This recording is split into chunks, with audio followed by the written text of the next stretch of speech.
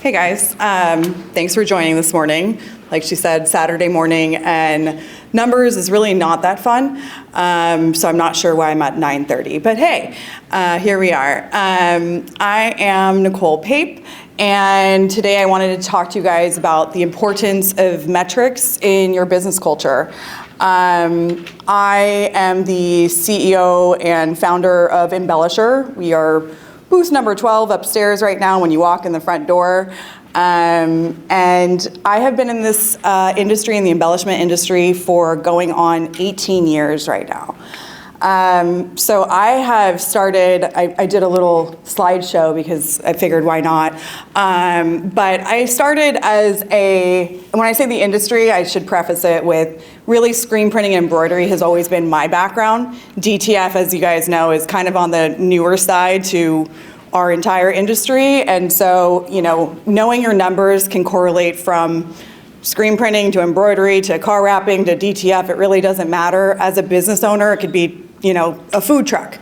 The best thing you can do is really start gaining control of where you're at and where you're going, and leveraging yesterday and yesterday's numbers for tomorrow's profitability. So in that kind of real quick, I started as a manual screen printer for Reebok when I was 20 years old. I was reclaiming screens all day long, 8 hours a day, citrus paste. It was really just a really long job every day.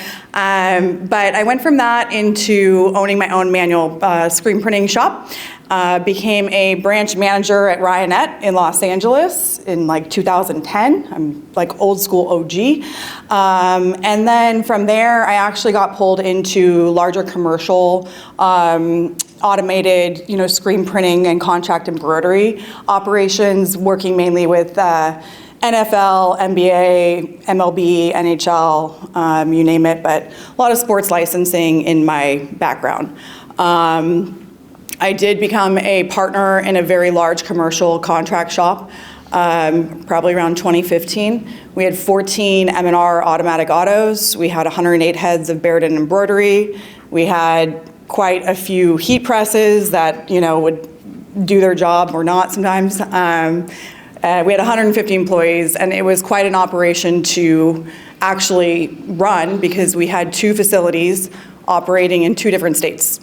We had 1 facility in Northern California, and we opened a second facility in 2017 out in Reno, Nevada. As the cost of running commercial business and labor was actually a little bit more advantageous in Nevada, so we chose to do that. That being said, in my experience of doing these things, the number one thing that I learned growing up through the industry was that if I didn't have a good way of tracking the bottom line or what we were doing today, what we did yesterday, what we're doing next week, there wasn't a really good way to manage 150 people and 3 different shifts a day. And so it really became something that was kind of ingrained in the culture of our business and in the culture of our employees. We aimed at being a very transparent company.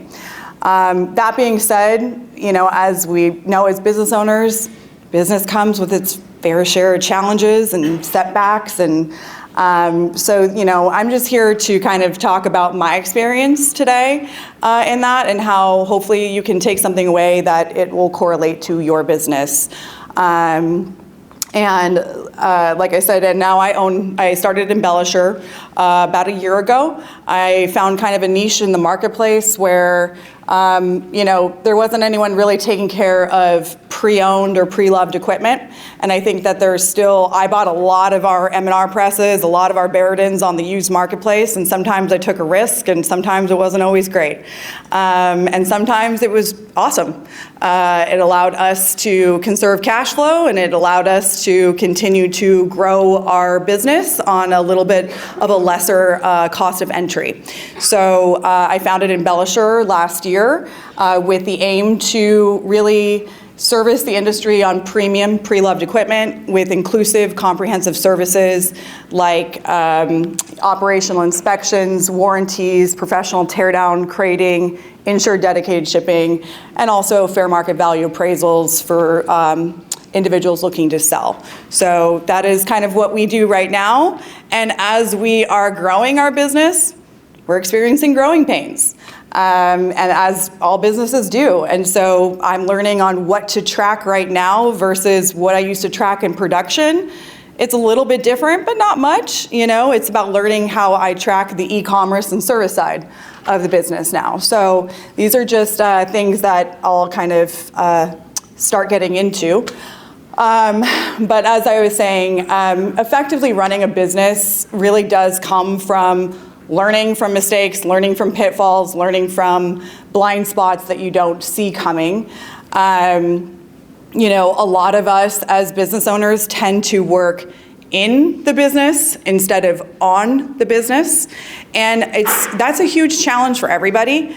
You know, I like to try and take some time to myself at the end of the day and sit in my jumbo jet, I call it, and look kind of over my business because I do work currently in the business. It's growing rapidly, so I am a CEO that is wearing a lot of hats, but sometimes you have to take that step back so you can really kind of gain where you're at and where you want to go.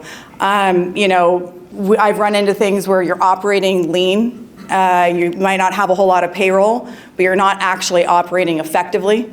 Or you might not have enough equipment with the amount of payroll you have or the amount of sales that you have going on to continue to have that kind of efficiency for profitability.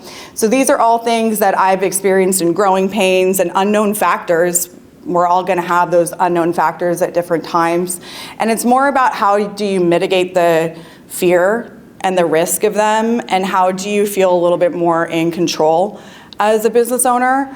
And for me, it's been through through learning, through these pitfalls and detours and blind spots. But it's really been about figuring out how we sustainably grow as a business. So we kind of came up with, you know, in looking at how we would grow sustainably, we wanted to really, you know, view all of the resources we had. And by resources, I mean your staff, your software, your equipment, your, you know, your business coaches. All of these things are all resources that sometimes we might not actually tap into in the most effective way for us. And so it's just more about taking that step back, like I said, in the jumbo jet and figuring out how do I really capture more margin?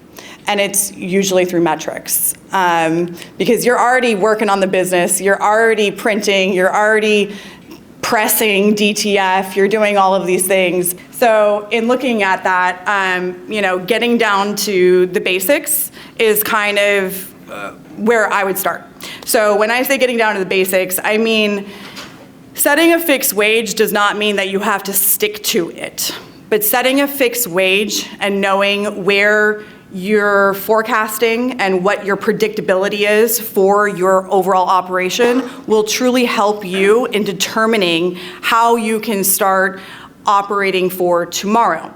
What I mean by that is, so, you know, how much should a t-shirt catcher behind a dryer actually make?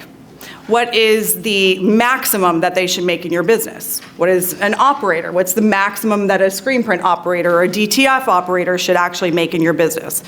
What's the minimum that you would pay? And find that generalized in between. That in between is a good way to establish a fixed wage so you can actually start using some sort of historical data with your metrics to really establish how it's going to work and how many people you would need to add to your overall department, to that overall shift, you know, to make certain jobs happen. So maybe you're, you know, your screen print operator is making $20 an hour, but your catcher is making $30 an hour, that's an uneven balance. And that's why setting and determining what these roles should actually make in your company will really help you as you're growing with your annual sales and the annual metric raises that you're giving to people, and kind of help you also stay where you're being more held liable to black and white numbers instead of emotional raises or emotional cutting shifts or firing or hiring and things like that. You want to see things a little bit more clearly. So, I suggest creating and establishing a dollar amount per position in your company. Again, this is a generalized dollar amount. It's not something that you absolutely have to stick to. You're going to have people that join your company that come with different talent. You're going to have people that need to be trained from the ground up. But if you have a average number of what that role should be, then you know how you can actually utilize that role and multiply it for the future. So in establishing those fixed wages, the next thing that I would actually start to really hone in on, and this is what we really did. We were a large commercial contract printer. In contract printing, it's usually pennies on the dollar. If you're a contract printer or decorator, you kind of know margin is everything. And so we created per press dollar amounts where we expected the presses. We expected our team members, and we knew ahead of time that each press, we're going to give you a real general number here, each screen printing press was required to do $1,000 per shift. We ran 3 shifts a day, and we had 14 of them. So that also helps you establish what your capacity is. Again, this is just contract numbers here that I'm throwing out at you. It's really going to depend on, are you retail? What kind of equipment do you have? What are you servicing? How many employees? And overall, how big is your capacity to handle the volume? But again, we established per press dollar amounts, so we would do $1,000 per 8-hour shift. And let's say that with the 14 presses, you would expect $14,000 in that 8-hour shift. Well, let's say 3 days out from now, sales are $7,000. Well, that means that you can either cut shifts down, or you can start averaging out and continue to fill in your pipeline for the next week or so. So you can basically maximize capacity on all 14 presses, run ahead of time, run ahead of schedule, and allow your per press dollar amount to really help you organize and forecast for capacities. So by doing that, you are able to really create the multiplier that I'm talking about, and you're also able to adjust for profitability. If you're over capacity, if you have 14 presses and tomorrow's numbers don't say 14,000, they say 28,000 or something like that, then we're probably running 2 shifts, maybe on to 3 shifts. We're definitely running overtime. We are over capacity. And there's ways for you to track that in terms of having actual physical reporting. And so reporting was the way that we really held our entire team accountable. Our staff was aware of every single job and the job cost to the final user. They were required to actually fill out operator logs, because those operator logs allowed us to all have transparency together of what was actually accomplished on that 8-hour shift. So if they had a line of jobs to be done, it was really easy for me to determine what jobs needed to be placed at every press that would at least equal that $1,000 for that 8-hour shift.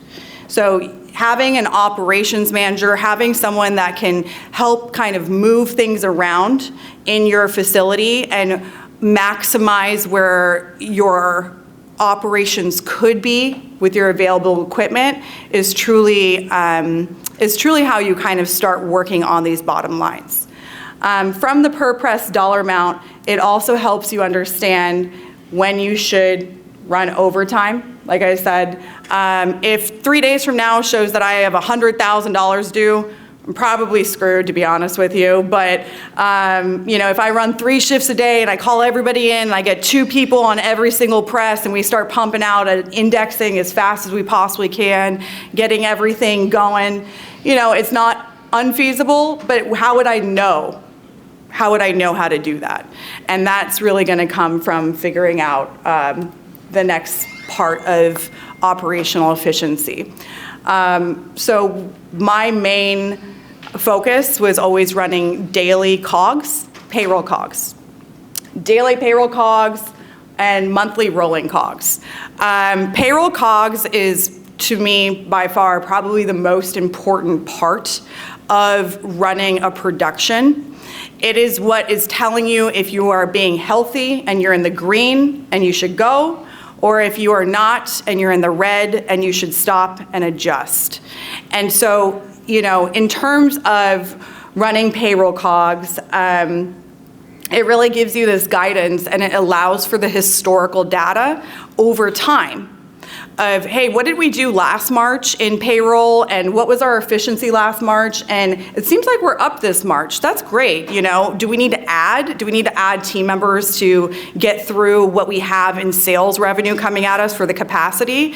By tracking rolling numbers like this, it allows you to feasibly predict what you should do with your business and know if you need to run overtime Monday through Friday, if you have to go for that 6th day, which in contract, we were almost always 6 days a week. And if you have to, dare I say, go for the double time on Sunday. Sometimes overtime is your friend. It truly is. It just depends on how you manage it. And so in, aiming for your operational efficiency and your payroll COGS, I'm going to show you a very kind of simplistic way of kind of how we would track it. You can do this on Excel. These are also things that I would, we hired CPAs. I'm currently with my company right now interviewing fractional CFOs to help us establish, where we should be today, where we want to be in a year, where we're going to be in 5 years from now. And these are things that we don't all know how to do. I'm not great at math.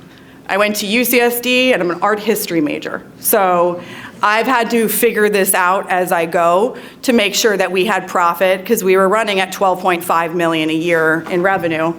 Well, you want some profit off that 12.5 million. In order to do that, we had to establish some sort of way of tracking things. So this is just kind of a simplistic example that I put together kind of based on DTF. Again, I'm not a DTF expert. I'm not an expert at anything, just kind of giving you guys the overall overview. But essentially what you would want to do, and maybe I'll just, do that, is you would want to track your daily payroll, total rolling payroll. As you see, the daily payroll on March 1st is 296. Your total rolling payroll is still 296 because it's still March 1st on this day. And you guys shipped out $1,700 or so. And on that $1,700, your actual daily payroll COGS came down to 17%. Now, you want to advocate for this continuous tracking, but you want to do it in a way that it's efficient. And in order to do that, we kind of want to stick to the 25-75 rule. You don't really want more than 25% payroll for your 75% of your shipped revenue.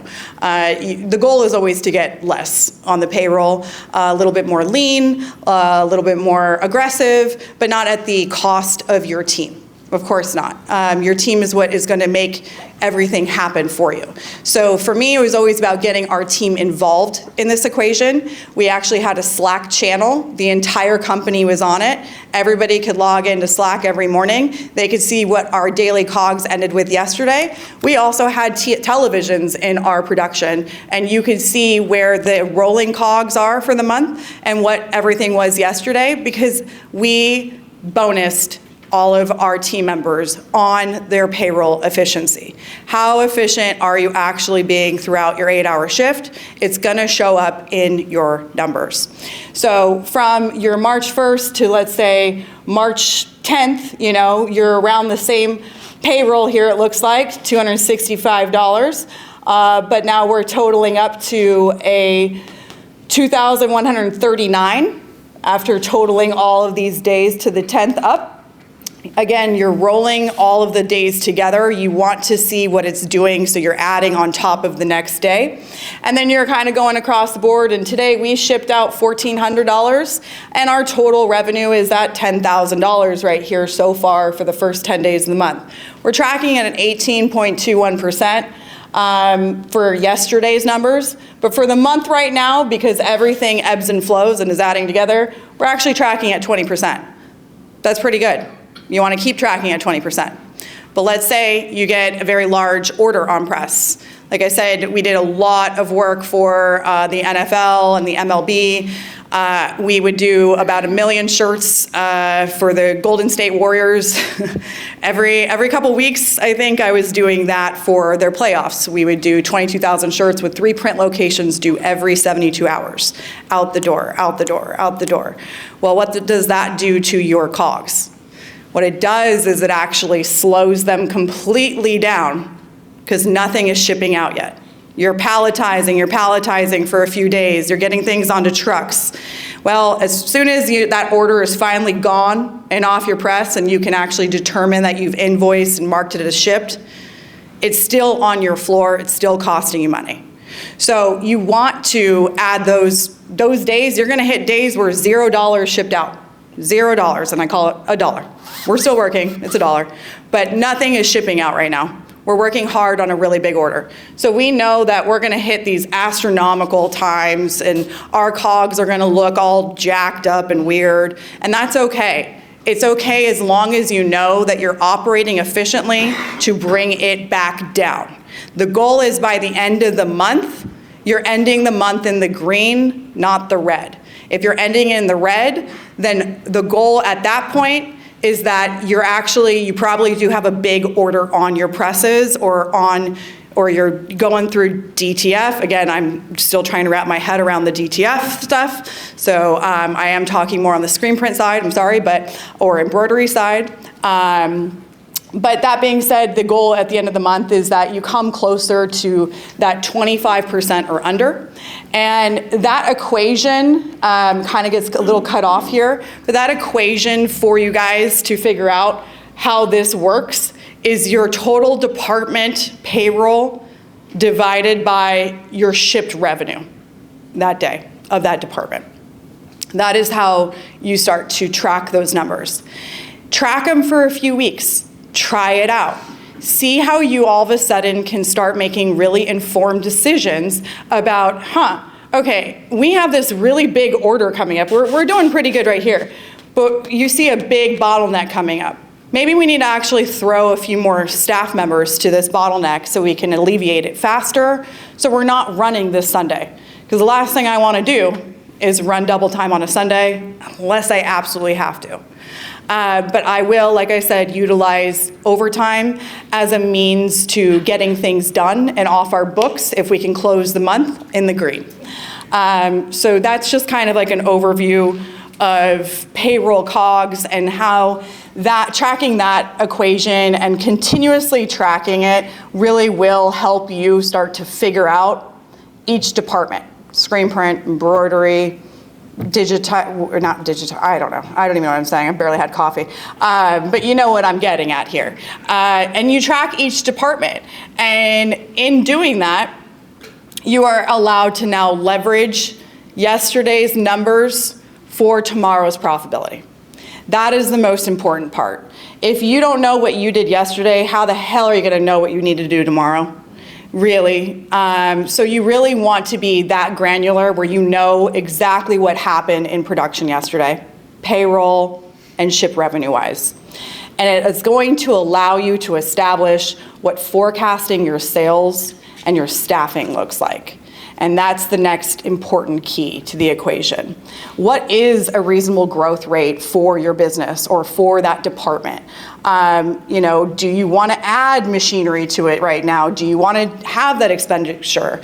Or do you need to actually say, hey, we've been slow, we actually need to cut back some shifts? Embroidery tends to get really busy around the holidays. Sometimes it's adding seasonal employees to get through the big hump and then releasing them again. So you're controlling these numbers really well and to a kind of more of a finite point.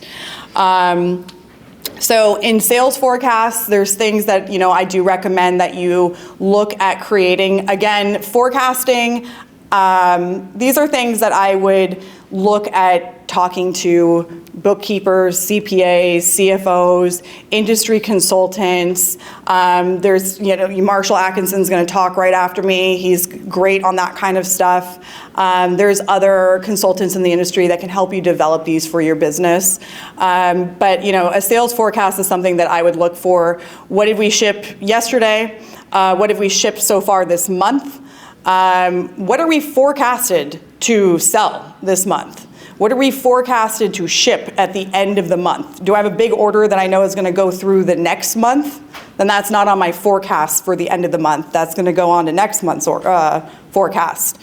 Staffing report. I'm using my per press dollar amount, my daily COGS, and my sales forecasts to start creating a staffing report to make operational adjustments. What I mean by that is this sales forecast report, again, these are just things that I've kind of made up for you guys right now, but so on the sales forecast report, we're creating operational planning by figuring out what was the total we shipped yesterday. We shipped $17,550. What was the total we've shipped this month? It was $32,870. But what are we forecasting to ship this month? Look at the date. It's only March 3rd. So we're looking at a big month here. We're going into almost 500,000 by the end of the month. Currently, in the last 3 days, we've only shipped out 32,000 of that 500,000. We know we've got some capacities and some ways to start tracking and figuring out how much payroll we need to add, or when I say payroll, you guys, I mean, do we need the second shift tonight? Do we need 2 shifts this Saturday? Do I need to call in the 3rd shift Monday through Thursday? Or the 4th shift of gnomes? They're the cheapest. I highly recommend a 4th shift of gnomes. Haven't found them yet. And then we'd also start tracking things like how many DTF or how much money in DTF orders were placed yesterday. How much money in screen print orders were placed yesterday? Let's say it's $4,500, or DTF, sorry. Screen print orders placed yesterday, $8,900. Embroidery orders placed for us yesterday, $3,800. Wonderful. What is our total sales looking like this month so far? In starting to track these, again, it's a rolling number. What did your sales team put in the hopper yesterday for the pipeline? And what does that look like for the rest of the month? And you want to see that number every single day, because every single day it changes from what yesterday's numbers were. And by allowing yourself the ability to start seeing these numbers, it all starts to kind of mesh together in how you're looking at your staffing, how you're looking at, you know what, man, we can't do 500,000. We don't have enough presses, we don't have enough people. Maybe it's time to make some strategic decisions about adding a press, adding some more people, training. Maybe 500,000 is only half of the revenue you expected this month. Well, then you're looking at probably needing to make a heck of a lot more sales or cutting some shifts and getting yourself into an operational efficiency with your COGS. And so then, we go into the totals for the month, and then you can really start forecasting your actual sales revenue at the end of the month. You can also look at what you did last year. I would pull up, personally speaking, my staff would see this, but they wouldn't see the next report. The next report would show me exactly what we did on that day last year as well. Things that they don't necessarily need to be privy to at that moment. But for me, it's also just a little tweak of like, okay, cool, we're down. I wonder what customer we're down on, So those are also just little businessy things. So then from there, we created staffing reports. So we could have our management team really start to focus in on how they need to operate with our capacities. And so, we would do these average staffing reports that also kind of did the rolling method, just like the rest of these reports. And so let's just say we would put a weekly total of the screen print. This is just a screen print staffing report. If you had screen print, embroidery, DTF, car wrapping, you'd have a staffing report for each one of those. At least you would want to. And I'm saying that in a way of, again, you're going to have established team members in their job roles, and a lot of their job roles, in order to be lean and efficient, you're going to want to cross-train for those times where you do have downtime, for those times where embroidery is super slammed and screen printing isn't. How do you get somebody to move over into embroidery that already knows embroidery but could also screen print for you tomorrow? That's a way that you really start to maximize your internal staff and keep things lean. But this week in screen printing, we're doing $28,000, and our screen printing shop only has 5 autos. And so in our first day revenue, which is tomorrow's revenue, it's just a little bit of $3,000, okay? Well, again, if we're looking at our per press dollar amount, which is $1,000 per press, generalized things right here, that means I need 3 presses to get $3,200 done. I know I can get that other $200 done on the 3 presses that day. So if I'm just rolling for tomorrow, I could just do 3 presses. I'm going to have 6 employees because I have 3 operators, I have 2 catchers, I have a finisher that needs to come in for that amount of work. And that's what's happening. And I need a relabeler, or this is just stuff I had. But my next day after tomorrow is $6,200, and that would be 6 presses. But my day after that is $5,000, and that would be 5 presses in our shop. Well, what if we just start averaging it all together and working for the rest of the week instead of for tomorrow? So by working for the rest of the week, you can start operating on 3-day, 5-day, 6-day. We operated on 6-day and 7-day average revenues. Again, because we were large and because we were contract, we had to really figure out where our capacities lie to even bring in rush orders. And so having a staffing report, having a forecast report, and having a COGS report really started helping us formulate a sales forecast and things like that of what we could take in, where our capacities lie. So at a 5-day average, if I only had 5 presses, I'm operating at $5,750 on this. I need 6 presses. I don't have 6 presses. I have 5 presses, and I don't have a second shift, and I can't get anybody to come in. So what does that mean? We're actually going to have to operate 6 days this week in order to get that dollar amount done in screen printing. So I made these numbers up. Don't hold me accountable when you take pictures of them, but the equations are the same, and they operate the same. If this number, my screen print numbers would look over the 100,000 for the week, every week, and a lot of, a lot of our lines, we would just red them out, make them very, very bold and red. We are extremely over capacity. Please stop taking in more orders, sales team. Jesus, please. But also, okay, we're very over capacity. We need to add another shift. We need to put 2 people on every press. It allows you to make strategic and informed and intentional decisions about tomorrow and the next day and the day after that. And so that is really kind of the most important thing to me, besides being a transparent leader.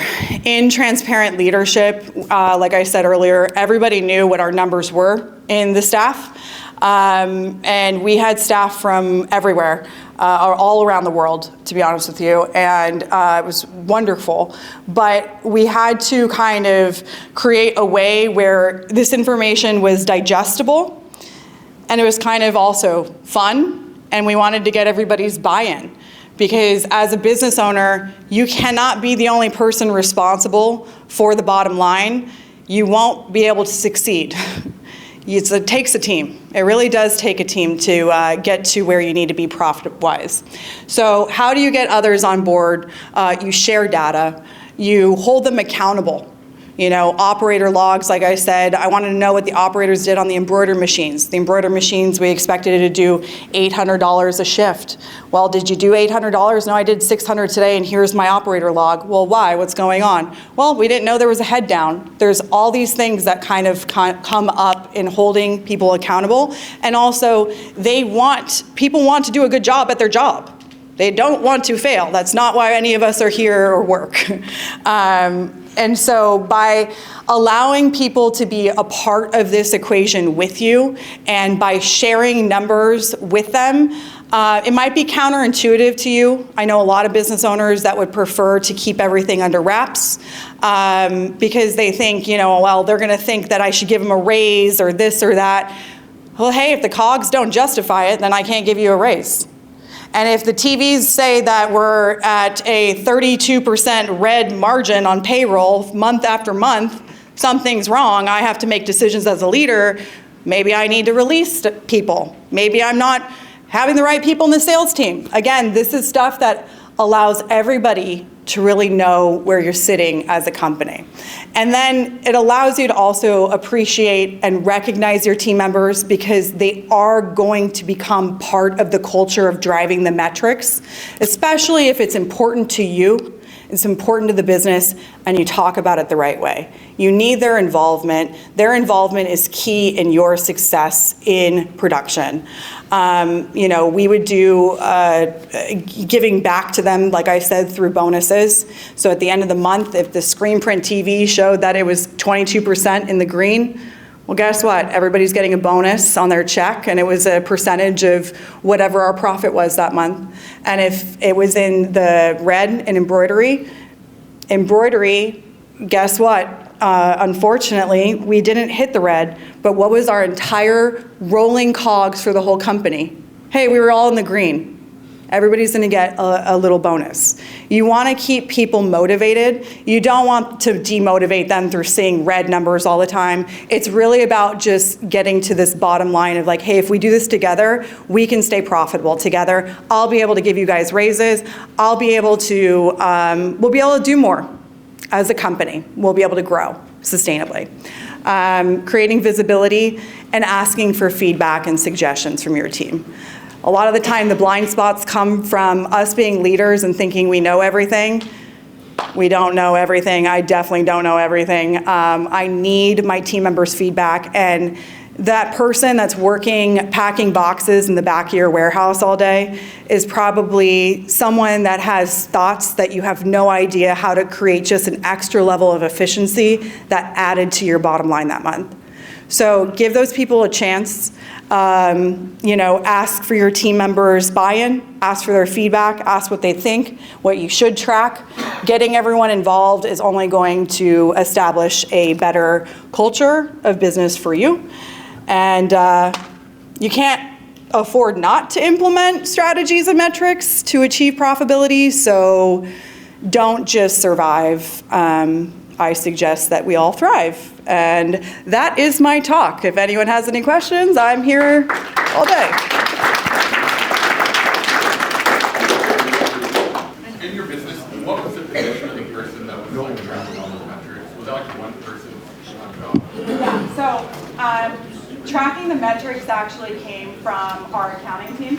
Our accounting team was responsible to, we ran off ShopWorks. You know, you have to have some sort of CRM or some sort of way of knowing what you did yesterday. So ShopWorks was a little archaic, but it was good for us. And so our accounting department would add those numbers into that daily forecast report, that COGS report, and that would go out first thing every single morning after we knew what that second or third shift did that night, because we were 24 hours a day for quite a few years. You know, and then from there, the operations manager was the person responsible for implementing what needed to happen on today and tomorrow in production with other managers. So the screen print manager, the embroidery manager, heat press manager, sewing, and all of that. And then on like transparency, did your press teams, did they know like what everybody was making? Like No, you did oh, with no, I will say, no, you know, people love to share what they make with each other, and I think that that's always gonna happen. You're always gonna have people that try and hold you accountable, that so-and-so makes X and I'm only making Y and Y, and I think that that's why it's important to establish these fixed wages, really understand what your min and your max is on those roles. So that way, when that happens, you can also sit down, maybe you're not doing annual reviews. Maybe you need to give a metric raise. Maybe that person is just jealous and it doesn't really matter. You know, you have people that will try and get involved in other people's business all the time. I would never share somebody's salary or pay with somebody else. When I say establish fixed wages, that's not necessarily for your staff, that is for you. That is for you and your accounting and your management team to understand where jobs should be at. So that way when your management team comes to you and says, hey, we really need to add another operator, everyone's really aware of what kind of dollar amount they're asking for there, but that manager doesn't know what the other manager is making and so on. Yeah. Questions? Yes. So, transparency with me, last year I was doing all the wrong reasons. Everything wrong that you said we shouldn't do.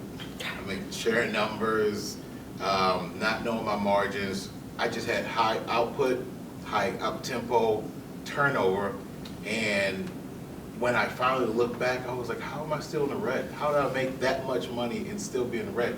So for someone, that's why I shut down my store. I'm like, all right, I'm gonna restart. Okay, cool. You gotta make decisions. Fired everyone. Yeah. Yep. Because I realized that I was working more than my employees on the floor level and doing everything else. So I was like, I can't do that. That's not. That happens to a lot of us. With the employees asking for a raise, and I'm like, but you didn't do anything in your 8-hour shift today. Right, so that's why tracking what they did is. So my question is, now I'm back at entry level, which I already know that I'm going to scale because I mean my energy and what I've done before, I learned. I didn't lose. I learned, which he taught me. So are there any, I know there's payroll apps, but are there any tracking systems for actual time, heat press, things like that to where you can like time, like as in on so I can know my equipment? metrics. KPIs? Yeah, Yes. so KPIs, I you. actually didn't mention KPIs and I meant to mention KPIs, but all of these reports that I'm talking about should go into your monthly KPI. You know, at the very least have a quarterly KPI, but we would have monthly KPIs. And when I'm talking COGS, you know, that includes your supplies, that includes expenses, your ARs, all of that stuff. You as the business owner, as an accounting team and management, those are the areas where you really start to know if you need to add a heat press, you know, because you're actually tracking all expenses together. But I don't know of an app that would say like how much, you mean like how much time you should heat press something? Or? No. Okay, I would just, sorry. so I'm trying to learn the KPIs or Yeah. how to put a dollar amount So on we what use like my heat schedules. presses cost me per print, per press. Per So I press. can know my numbers, what I need to hit. Right, and that's a very good point. I don't know if there's apps, Marshall might. I haven't been in production in a couple of years. I've been doing my e-commerce thing. Yeah. But that being said, what we would do is, I had a scheduler, and of course I can't remember what the app was called. Thomas, do you remember what our scheduler was? No. My time clock or something. Something, like that. and anyways, I'll see what it is and see if I can email it out, but everybody logged into that, they know what their shifts were, and I also inputted all of their payroll dollar amounts in there. Okay. So I could actually see on like graphs, too, what we were adding to the equation in order to say, hey, you're working tomorrow, or you're working Saturday, XYZ. But that was like kind of giving us a budgetary area in payroll in terms of tracking your like ink costs and your costs per transfer sheet and stuff like that. That could either be on a granular basis that you create yourself, or I would highly recommend talking to Marshall about what apps exist for that stuff. Thank you. Yeah. You can build a free system just using Google Sheets. Google Sheets and Forms. Google Sheets is, yeah, I mean, Yeah, I did stuff on Clock in, Google clock Sheets out, and- how many units you did. Clock in, clock out, how many units you did. Yeah. Eventually, you'll have a rolling trend of how many units you can do per hour. And then you base that on salary, high salary, low salary, get your average. Then you know your cost per print or cost per press, however you want to do it. Good, I appreciate that. Anything else? Yes. You said that you had quite a few employees and you had multiple shifts. Yeah. And since you were managing it at a daily basis based on how sales were coming in, some maybe were high, some were low, how are you keeping your teams and your shifts and your employees by the shift to come when you wanted them to come? Because if there was a third shift and maybe you didn't need it, you didn't need it 4 days out of the week, and the 5th day you're like, okay, I need everyone to come. Right. People might be like, well, I took another job, or like, how did you manage that? So we were high volume, and we were able to know that we would need a certain amount of staff no matter what every day, 365 pretty much, except for Christmas and Thanksgiving and that kind of stuff. But so, you know, first shift was always on. Second shift, in my shop, second shift was always on. Third shift was kind of a variable of like, do we really need third shift on this Friday night? We just kind of got through what we needed to Monday through Thursday. They knew that. Third shift was also some graveyard employees that had other jobs. And so it was established up front in that upfront contract when you're hiring someone of this is what the role is, this is what it entails. We ebb and flow. This is a seasonal industry. It's a seasonal business. And so that was kind of more the rhetoric for that third shift. Second shift and first shift were very aware, and part of their role was that if we need to run overtime, we will let you know today. I would basically yell in the production, okay, 2 hours of overtime today, every single day, and our staff, they would stay. We also paid pretty well in our production because we don't want to train you to go to somebody else's shop. That is not the goal here. The goal is that you work at our shop.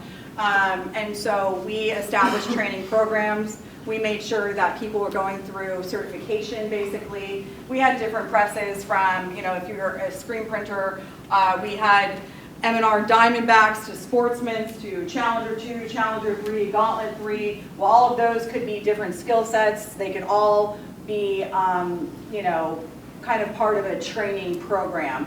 And so we established more of a assembly kind of factory, I would say, where it was clear in that way. It also showed in our numbers and our staffing report. Our staffing report coming up said that the numbers dropped off by day 3. It was very clear that either we need to make more sales or people are getting cut, and it was clear to the team because they were involved in that.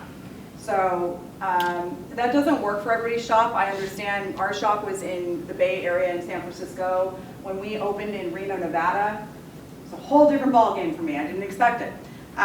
Reno was a different labor force than what I was accustomed to in California. And the labor force was much more stringent on, I need to know, I have to be here Monday through Friday, I need 8 hours. And so it was about, okay, then we have to provide the amount of sales that are needed to keep the staff. And so it was really just about guaranteeing the work through our contracts. We would sign contracts. We had contracts with Patagonia, Fanatics, Nike, Adidas, you name it. We had contracts to make sure that the presses stayed packed, because in contract printing, the only way to make money is through volume. So hopefully that answered your question. Yes? Did you say your third shift personnel were kind of like a backup plan? If you... Yeah, I cut third shift. I remember the day, it was like 2018, they called me over and over at 3 o'clock in the morning to be like, the compressor went down and this and that. And I remember just thinking, like, looking at the numbers the next day and being like, I'm done with this. I'm done with it. And I cut third shift altogether, and I started operating as 2 shifts. And when I needed to, those 2 shifts knew you're going to get a bunch of overtime. We're going to go to 12-hour days, 12-hour shifts, so we could still run 24 hours a day. And you know what? Our team was happy about that. It added to their paycheck. They were able to know that that was coming.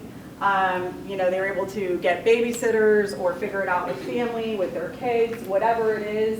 But that allowed us It didn't allow us as much flexibility as a third shift because sometimes people were tired or they needed to call in sick, and that's understandable. But we also operated on the rule that we're not going to operate over 26 business days straight without giving everybody days off. We would operate pretty much every day, and if you needed work, there was work available to you. So the third shift can become a lucid shift of problems if you are not watching it, because the third shift tends to, they tend to just slide, you know, they tend to, I came in one time and someone was sleeping in the break room and I came in at like 4 o'clock in the morning, and I'm that business owner that I'll just show up on you at 2 o'clock in the morning. I'll bring you donuts at 2 a.m., but I'm going to show up and make sure that everything's going on because it was important to keep our contract going. You say that getting rid of it, even with increased overtime for all the other employees, you saved money. Yes. Yeah, because I also had more efficiency coming out, honestly, on the other 2 shifts than I was having on the third shift. The third shift was full of great individuals that worked really hard, but worked multiple jobs. And that's hard to do, and it's hard to ask for efficiency out of someone that is also working full-time all day long, and now it's the nighttime. It just didn't become as profitable, so it made sense for us to make that change. I wouldn't have known it if I didn't really look at the numbers. I would have been more of an emotional leader of like, stop calling me at 3 a.m., I'm cutting you.